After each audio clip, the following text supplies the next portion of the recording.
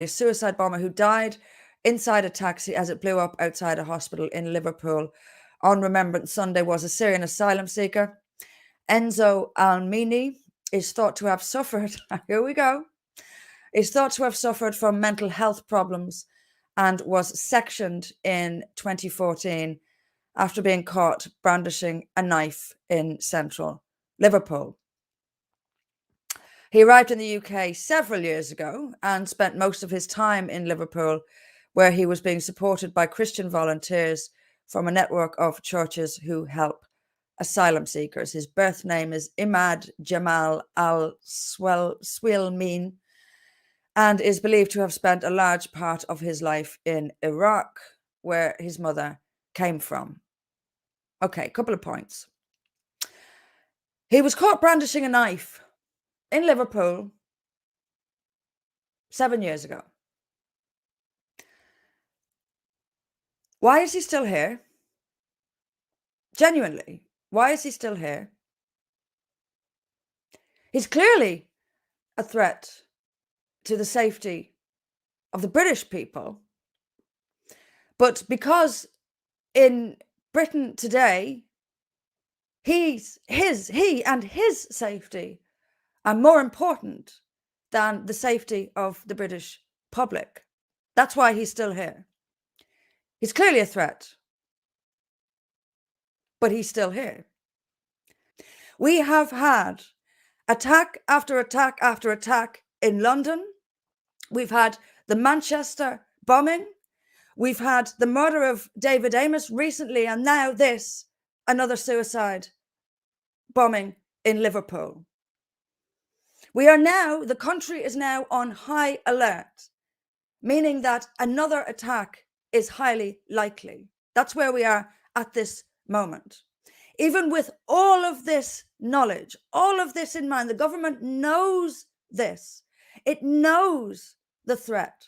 This is Boris Johnson's government, but it was the government before and the one before that, same thing. They know that these people present a threat to the safety of the British public. But not only do they allow them to come here anyway, they actively encourage them to come here anyway. They encourage them to come here because they lay on accommodation and pocket money and whatever their needs are met. Even if, as this person was, and it's not the only one, you remember the attack in Reading, that person also had you have a long list. This person was already found to be brandishing a knife. I don't know the circumstances of that, but brandishing a knife is not exactly, doesn't encouraging. It's not encouraging, is it? And yet he's still here. There's no removal of these people. None. And now you have politicians, the usual insult, from these politicians. Isn't it terrible? How can these things happen? They're happening because of these politicians. They're allowing it to happen. And when it happens, they shrug their shoulders and shake their head. Isn't it awful? If only something could be done. Something can be done. You can stop facilitating the murder of your own people, because that is exactly what this government and the Labour government would be no different, probably marginally worse, only marginally. The government is facilitating terror attacks on its own people. Time and time and time again. That is a fact. If a government knows that the people coming into this country are a threat to their own people and they let them come anyway, then it's a matter of fact that that government is allowing, at best, actively facilitating and encouraging, at worst, attacks on its own people. That's what you have got here. Now, the Home Secretary,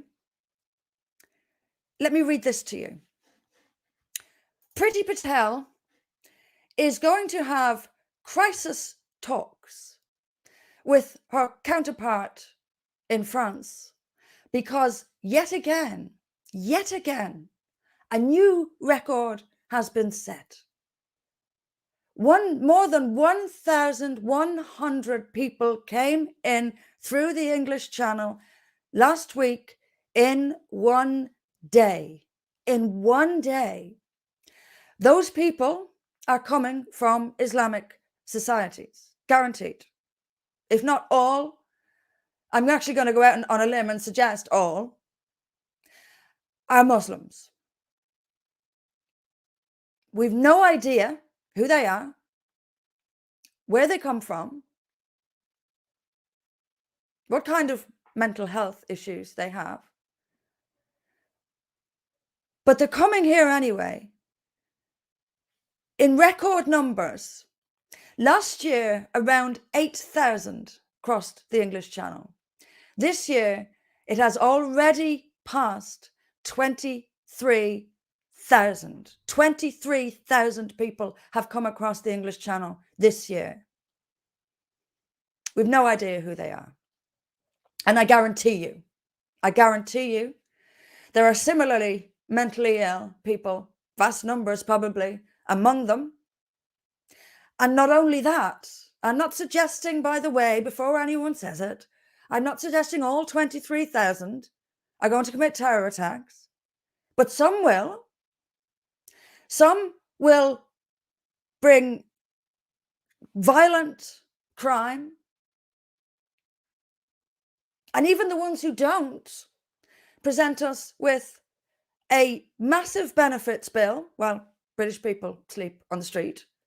And an enormous cultural clash for years or even generations to come. So in response to this, in response to 23,000 people, this is, remember, just across the channel, Priti Patel, our so-called Home Secretary, is having crisis talks in France to get France to stop them coming over. France. Why would France bother stopping them from coming here? Why? I mean, apart from the millions of pounds of taxpayers' money that is being paid to France to stop them, they're not doing it. And they're not doing it because they're moving the problem on. France has enough of this itself. It's moving that problem to the UK. There's no reason whatsoever for France to do anything about this. Why would they?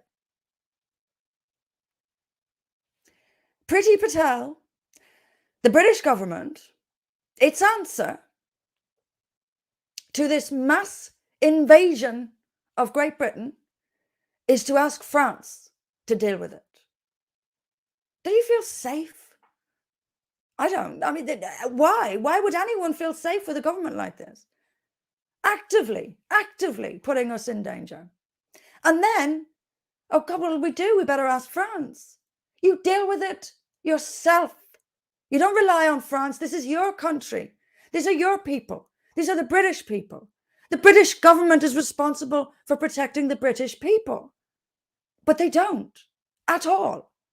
In any respect, ever, just nothing, not an effort is made to protect the British people. Now, the border force is picking people up and bringing them here. The head of the outgoing head of the border force, this is unbelievable, doesn't believe in borders. And on his closing speech said that he didn't believe in borders. It was like something from the Socialist Worker Party. We're all human beings. This sort of left-wing flowers in your hair, tree-hugging nonsense. We are all human beings, but it's human beings that blow other human beings up. You need to know who those human beings are. Or better yet, why don't you worry about protecting your own human beings instead of worrying about everyone else? For a change, let's protect the British people. Just for a change. What needs to happen is very clear at this point. We need a barrier in the English Channel. The border force needs to be, whoever is leading the border force, I mean, I know this idiot is gone, but I suspect strongly he'll be replaced by another open border moron. Let's replace this guy with someone who, I don't know, believes in borders, believes in protecting this country. Let's do that. And then let's place the Royal Navy in the English Channel and send those boats back to France with force if necessary. It is time to protect Britain, It's time. It is time. If I was leading this country, that is what would happen. The Royal Navy would be in the English Channel, stopping illegal migrants from arriving on our shores. That's what would happen.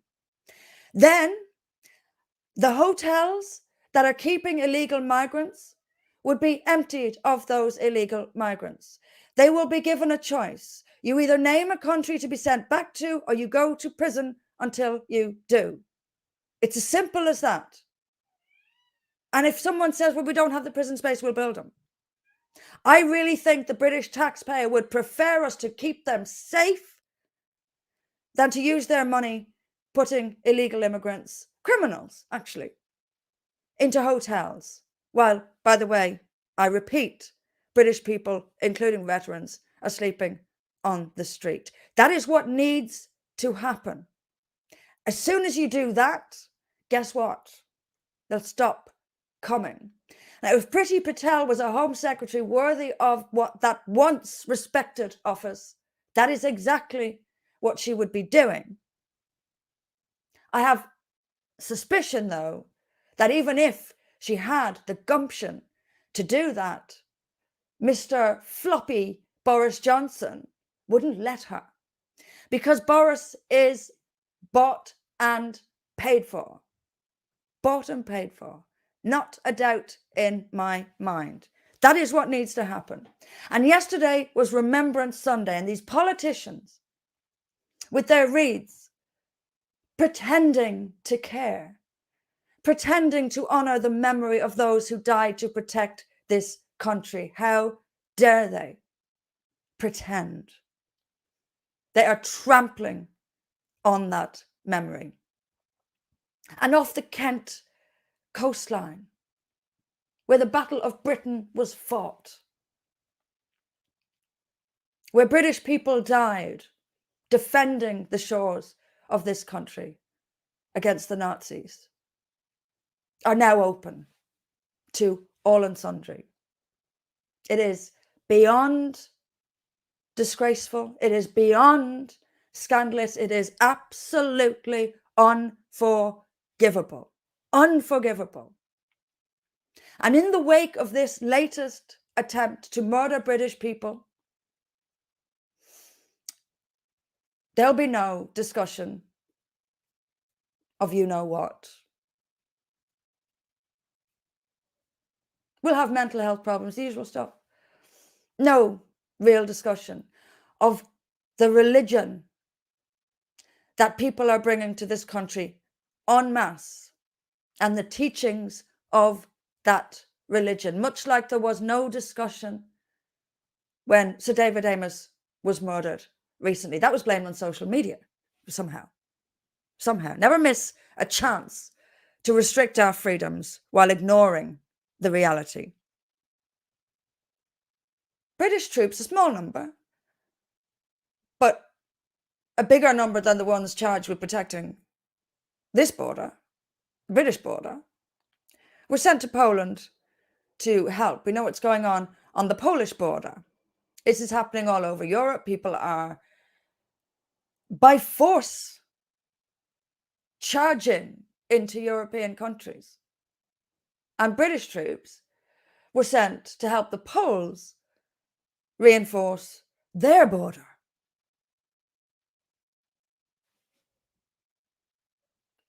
I'd hate to see Poland become like Western Europe. But where are the British troops to protect this country? We have the border force, bringing them here and then sending the army to keep them out of Poland. It's so hard even to describe. It's so unbelievable that I struggle even to find what to say. I mean, how can this be? How can this be? There's no explanation for that one at all. Absolute insanity. There's something very important that I do want to say. The issues that we've discussed tonight, Liverpool, coming hot on the heels of the murder of David Amos, the terror attacks that we've suffered, London, Manchester, Reading, and other places. This issue has not gone away. And I want to explain, just to take this opportunity to explain to you why For Britain, why this party exists, and why you have to get behind us. You have to. Even if you don't have to get involved. Just join and give us your backing. Millions of people in this country know there is something deeply, deeply wrong. They know they're not being told the truth. They know that of the political options available to them, you've got a variety. So let me just classify what varieties are available. You've got the mainstream, the big parties, Labour, Tory, Lib Dems. All of them pro-mass migration. All of them nothing to do with Islam. All of them turning a blind eye to both the terror element and the incompatible culture element of this mass migration from Islamic societies. So that's the mainstream is out. For the millions who are concerned about this, the mainstream is their enemy. And then you've got the right. And on the right, you have the socially acceptable right. So those sort of the people who go down to GB News and people like this, who will go what I call so far and no further. So what you'll get is complaints about mass migration, defense of free speech, to be fair, but no mention of Islam. And for that, and because of that, people become confused. They know that Islam itself is the issue here. They can find some people who'll say this immigration has to stop, this terrorism has to stop, but they won't talk about migration specifically from Muslim societies, and they won't talk about the fact that the religion itself teaches the acceptability of the killing of non-Muslims. They won't talk about that. So that's the option, one of the options they have on the right. Another option they have on the right is outright genuine racism, conspiratorial Jew hatred, and they don't want that either. So they're kind of stuck. They don't want this, but they know there's something not quite right about this. I think that's where most people are. And that's why For Britain is so essential. Not only will we stop the immigration, but we will talk openly and honestly about the problem, the terror element and the cultural element. This migration is just stirring. Look at the problems we have already. Look at the grooming gangs, the FGM, the child marriage. All of this stuff is coming here in record numbers on a daily basis. Still, we're saying that plainly, openly, and it is taught by the religion. It's not a tiny minority of extremists. It's the religion itself. That's a fact. And anyone can go to the scriptures and read that that's a fact. But even though we are that open, that honest, and this tough, that I've told you how we would deal with this immigration, that's tough. And believe me, you don't come into this, you don't do what I do and do what we do if you don't mean it. I would do it. I really would. But what I won't do is go over here to a place where most of the country doesn't want to go either, which is hatred of Black people or hatred of Jews. And this is what people are afraid of. They're afraid that these are their only options. They're not. We are the sane middle ground, the person who knows there's something wrong, but isn't getting the answers over here, but doesn't want to go over there. That's for Britain. That's why we are here, because I don't find the answers over here and I don't want to go over there.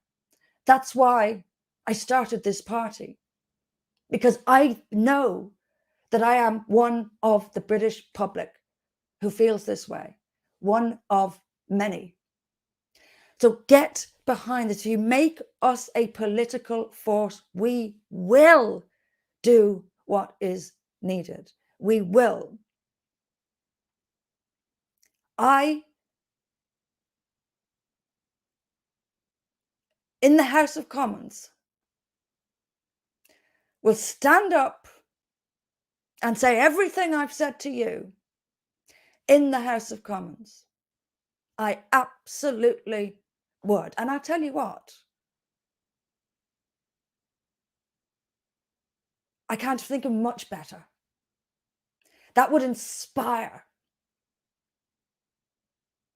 the people in this country who have given up, who have lost faith, who have lost hope,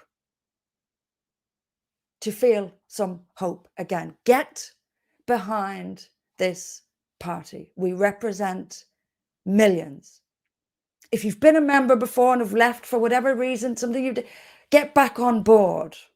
Get back on board. You must. We have to. We have to do this.